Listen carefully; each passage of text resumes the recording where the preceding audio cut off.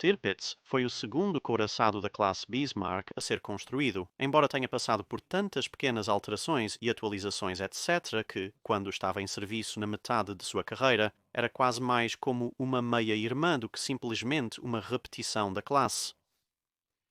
Assim como o Bismarck, ela foi projetada para contrapor os couraçados da classe Richelieu franceses. Os Bismarcks foram os últimos navios de guerra alemães projetados antes da introdução do Plano Z. Ambos os navios supostamente tinham um deslocamento padrão de 35 mil toneladas para se adequar ao acordo naval anglo-alemão, mas, de certa forma, como os japoneses, os alemães nem se deram ao trabalho de tentar se ater a esse limite. Em vez disso, lançaram um navio que estava próximo de um deslocamento padrão de 43 mil toneladas e, eventualmente, atingiria o topo da escala com quase 53 mil toneladas totalmente carregado. O armamento do Tirpitz começou igual ao do Bismarck, embora a localização de algumas das pesadas armas antiaéreas fosse eventualmente alterada para proporcionar um melhor campo de tiro. E claro, o navio comissionado depois recebeu conjuntos de radar mais modernos que seriam atualizados com o tempo. Durante sua carreira de serviço, o número de canhões flak de 20 mm seria vastamente aumentado, de 12 como lançado para um total final de 58, e também adquiriria um par de lançadores de torpedo quádruplo montados no convés, como um gigante destruidor durante uma pequena reforma em 1942, ostensivamente para uso contra o transporte mercante. Embora tenha sido estabelecida em 1936 e lançada em 1939, ela não seria comissionada por mais 2 anos, entrando em serviço no início a meados de 1941, com o atraso causado pelos esforços de bombardeio britânicos que falharam em danificar o navio, mas explodiram muitos dos docas ao redor, atrasando o trabalho no navio de guerra quase concluído. Seu primeiro papel foi à frente de uma frota báltica temporária, projetada para bloquear a possível, embora um tanto improvável, implantação da frota báltica soviética durante a invasão da Alemanha, a União das Repúblicas Socialistas Soviéticas. Mas a Luftwaffe afundou a maioria dos navios soviéticos e o Tirpitz foi enviado para a Noruega para atacar comboios. Hitler proibiu o navio de ir para o Atlântico por causa do destino do Bismarck e porque o Her Majesty's Ship Campbelltown negou aos alemães acesso a docas do tamanho do Tirpitz na França, tornando a Noruega o melhor lugar para usar o navio. Ao chegar, a tripulação utilizou um penhasco abrigado, uma floresta cortada, densas cortinas de fumaça e apoio de caças e antiaéreos terrestres para se camuflar e defender dos ataques aéreos iminentes, conforme previsto por experiências anteriores. No entanto, a escassez de combustível na Alemanha foi agravada pela necessidade de mover qualquer combustível para a Noruega para uso do navio, e assim a maior parte desse tempo foi gasto balançando na âncora, embora tenha participado de algumas operações enganosas para distrair as forças de superfície pesadas britânicas do próximo canal de corrida. Depois disso, vários reforços começaram a chegar. Primeiro o almirante Scheer e príncipe Eugen, e mais tarde o Lützow, almirante Hipper e Scharnhorst, entre outros. Tirpitz tentou atacar um comboio pela primeira vez em março de 1942, mas provavelmente teve sorte de perdê-lo, pois a escolta total incluía os encouraçados Her Majesty's Ship Duke of York e King George V, o cruzador de batalha Renown, o porta-aviões 5 Victorious, além de vários cruzadores e destroyers. No evento, após o Tirpitz ser detectado, Victorious tentou lançar um ataque aéreo usando albacores no encouraçado alemão em retirada, mas isso não foi particularmente bem, em parte porque a velocidade máxima de 90 nós do albacore estava sendo contrariada por um vento contrário de 40 nós e Tirpitz, navegando para longe deles a 30 nós, resultando em uma velocidade de aproximação que era tão lenta que em um ponto foram ultrapassados por um destroyer de corrida rápida abaixo deles. Essa operação consumiu muito combustível precioso, levando 3 meses para reabastecer os suprimentos antes de tentar novamente com o comboio PQ-17. Mais uma vez, o Duke of York e o Victorious escoltavam, agora com o suporte do encouraçado United States Ship Washington. Mas a inteligência alemã descobriu que a inteligência britânica sabia da operação e ordenou que o navio retornasse ao porto. Indiretamente, porém, o Tirpitz contribuiu para afundar muitos navios, pois o comboio dispersou-se antes da ordem de retorno ser conhecida pela inteligência britânica. Isso resultou em muitos navios solitários do PK-17 sendo abatidos por submarinos e pela Luftwaffe nos dias seguintes. O navio necessitava de reparos imediatos, porém considerou-se arriscado retornar à Alemanha. Assim, uma reforma improvisada foi realizada na Noruega, com as defesas do ancoradouro sendo continuamente reforçadas para protegê-lo durante esse período de relativa imobilidade. Uma vez concluído, o Tirpitz dispararia seus canhões principais com raiva pela primeira e única vez quando navegou com o recém-chegado Scharnhorst para bombardear a ilha de Spitsbergen. Mas neste ponto de sua carreira, os britânicos estavam absolutamente determinados a se livrar do navio, e se o navio não viesse até eles, eles iriam até ele, e começaram a intensificar a série de ataques aéreos e operações marítimas que ocorreram praticamente desde que o navio havia sido construído, e esses começariam a degradar gradualmente a capacidade do navio de lutar. A seguir um breve relato de todos esses ataques desde o início da carreira do navio e seu resultado final. O primeiro ataque aéreo dedicado começou na noite de 8 de outubro de 1940, com 17 bombardeiros médios Hampton, enquanto ela ainda estava no dique seco sendo equipada. Não houve acertos, e mais 3 ataques seguiriam antes dela ser formalmente comissionada. Em janeiro e fevereiro de 1941, com ondas de ataque de 32 bombardeiros médios Wellington, Whitley e Hampton, 25 Wellingtons com 9 Hamptons e, por fim, 116 bombardeiros Blenheim, Wellington, Hampton e Whitley. Todos esses ataques alcançaram, como dissemos anteriormente, o total de nada, com um Blenheim sendo perdido no ataque final. Após o comissionamento do navio e mudança para Kiel, os ataques prosseguiram em maio e junho. Inicialmente, 14 Whitleys foram enviados, perdendo uma de 3 aeronaves que encontraram o alvo em mau tempo. Em seguida, um assalto colossal por 47 Wellingtons, 24 Hamptons, 20 Whitleys, 13 bombardeiros pesados Stirling e 11 dos novos Halifax.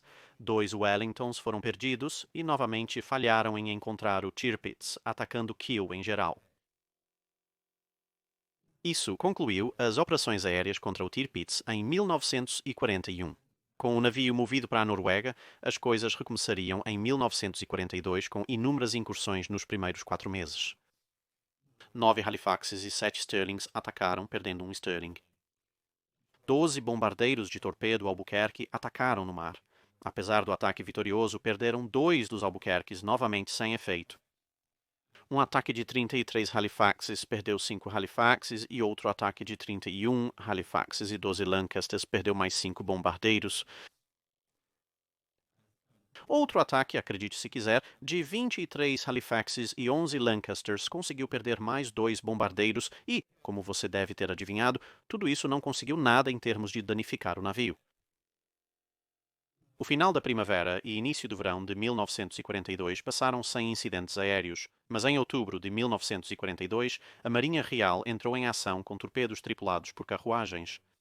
Infelizmente, problemas mecânicos e climáticos levaram à perda de ambas as unidades e de um arrastão que deveria levá-las ao alvo.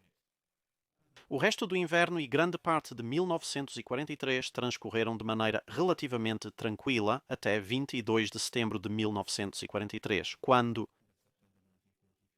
a escalada começou. 4 X-Craft mini-submarinos da Marinha Real carregando enormes bombas de 2 toneladas foram levados ao atual local de Tirpitz, no Carf York, e embora 3 das embarcações tenham sido perdidas, 2 delas conseguiram colocar com sucesso várias de suas cargas de 2 toneladas contra o navio. Quando estas explodiram, resultaram em danos pesados, a primeira carga explodindo perto da Torre Caesar, a torre traseira Superfiring, e a outra logo à proa do porto. A última carga amassou o casco, dobrou anteparas, rompeu um tanque de combustível e rasgou a chapa, resultando em quase 1.500 toneladas de água entrando pelas brechas no casco. Vários geradores elétricos foram danificados ou desativados e a quarta torre, Dora, teve problemas nos rolamentos. Isso era significativo, pois não havia guindaste na Noruega capaz de consertá-la e Dovitz não podia voltar à Alemanha. A onda de choque destruiu totalmente os hidroaviões do navio. Os reparos levariam um total de 7 meses. Durante este período, a Força Aérea Soviética se envolveu com um ataque de 15 aeronaves, das quais 4 encontraram o alvo, mas não conseguiram causar nenhum dano, e isso foi seguido pela intervenção da Marinha Real com uma série de grandes ataques lançados de vários porta-aviões. O primeiro ocorreu em 3 de abril de 1944, sendo o mais bem-sucedido com 40 bombardeiros Barracuda e 80 caças, marcando 15 acertos de bomba e metralhando o navio para suprimir a bateria antiaérea. 3 Barracudas e um Hellcat foram perdidos e, apesar dos acertos, muitos bombardeiros lançaram bombas abaixo do planejado para melhorar a precisão, resultando em velocidade de impacto insuficiente para romper o convés blindado. 2 dos quase acertos, na verdade, causaram mais danos ao casco e causaram mais inundações do que os próprios acertos diretos. No entanto, ambos os hidroaviões que haviam sido substituídos foram novamente destruídos e o catapultador de aeronaves de estibordo e o guindaste também foram destruídos, com o número 2 de estibordo e o número 3 dos 5 canhões anti-superfície de 22,86 cm sendo desativados. Caldeiras, turbinas e o refeitório foram danificados, com a maioria das 122 fatalidades e 316 feridos sendo das equipes de artilharia antiaérea constantemente metralhadas pelos caças. 3 ataques de acompanhamento foram cancelados devido ao mau tempo. Posteriormente, 5 grandes ataques aéreos ocorreram em julho e agosto, envolvendo 300 aeronaves. 13 foram perdidas e houve danos menores de 2 pequenos acertos de bombas. Bem, até agora tudo bem. E o Tirpitz ainda estava relativamente intacto, além dos danos causados pelos submarinos anões. Mas os britânicos estavam ficando cansados de lançar aeronaves em um navio de guerra por pouco retorno. Em 15 de setembro de 1944, os céus foram preenchidos por 28 Lancasters dos esquadrões número 9 e 617, carregando o último recurso para lidar com navios de guerra irritantes a 12.000 libras. O aviso para os geradores de fumaça que cobriam o Tirpitz não chegou a tempo de obscurecer o navio da primeira onda. 4 Lancasters foram danificados pelo fogo defensivo e, embora a maioria das bombas tenha errado, uma, provavelmente do Lancaster líder na primeira onda, atingiu o alvo. Ironicamente, essa bomba era realmente muito boa no seu trabalho. Entrando a mais de Mach 1, ela atravessou diretamente o convés blindado, a superestrutura interna, e saiu diretamente pelo casco para explodir no lado estibordo do arco fora do navio. Isso permitiu a entrada de 2.000 toneladas de água e várias quase colisões danificaram o casco e as anteparas. O navio permaneceria flutuando com baixas mínimas, mas o grande buraco na frente o tornava inapto para o serviço, exigindo pelo menos 9 meses de reparo para estar apto para combate. Consequentemente, o navio foi movido para Tromsøfjord, onde permaneceu flutuando enquanto outros 38 Lancasters foram enviados em perseguição. Esta operação resultaria em nenhum acerto e um Lancaster perdido, embora alguns relatórios indiquem que uma quase colisão causou alguns danos adicionais. No entanto, com o navio praticamente inoperante no que diz respeito a ser um navio de guerra marítimo, o fim veio no dia 12 de novembro de 1944, quando 32 Lancasters apareceram novamente no céu. O navio utilizava tudo o que possuía, incluindo projéteis antiaéreos especiais de 15 polegadas, desenvolvidos para sua bateria principal. Inicialmente parecia funcionar, com projéteis caindo ao redor do Tirpitz, explodindo crateras no leito do mar, mas deixando-o intacto. Então, uma bomba caiu entre as duas torres dianteiras Anton e Bruno e foi direto pelo convés profundamente para dentro do navio e então falhou em explodir. O alívio foi breve, no entanto, quando outra bomba caiu, atravessou o convés perto da chaminé e fez a maior parte do caminho através do navio antes de detonar. Isso resultou em um enorme buraco sendo explodido na lateral e na parte inferior do navio, com uma grande seção do espesso cinto de armadura sendo completamente arrancada do navio. Como esperado, o navio começou a inclinar-se rapidamente. Os alemães previram, após os primeiros ataques com Tall Boy, que essa situação poderia ocorrer e construíram bancos de areia ao redor do navio para evitar que ele virasse.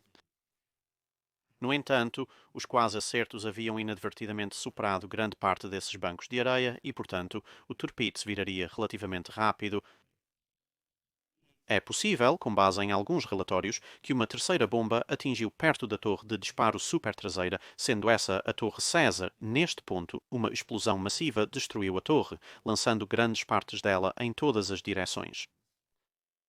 O navio então completaria a rolagem e ficaria de cabeça para baixo. Mais da metade da tripulação morreu, ficou presa e depois se afogou ou sufocou devido ao incidente. O total dessas operações ofensivas contra o Tirpitz envolveu 1.101 aeronaves em voos separados, 2 torpedos tripulados por carruagens e 4 submarinos anões, e resultou na destruição total do maior navio de guerra que a Alemanha já construiu. O Tirpitz permaneceu no local até depois da guerra, sendo posteriormente resgatado entre 1948 e 1957 em uma operação que durou uma década. É isso para este vídeo. Obrigado por assistir. Se você tem um comentário ou sugestão para um navio para revisar, nos informe nos comentários abaixo. E não se esqueça de comentar no post fixado para Seco. Perguntas da Doca Seca.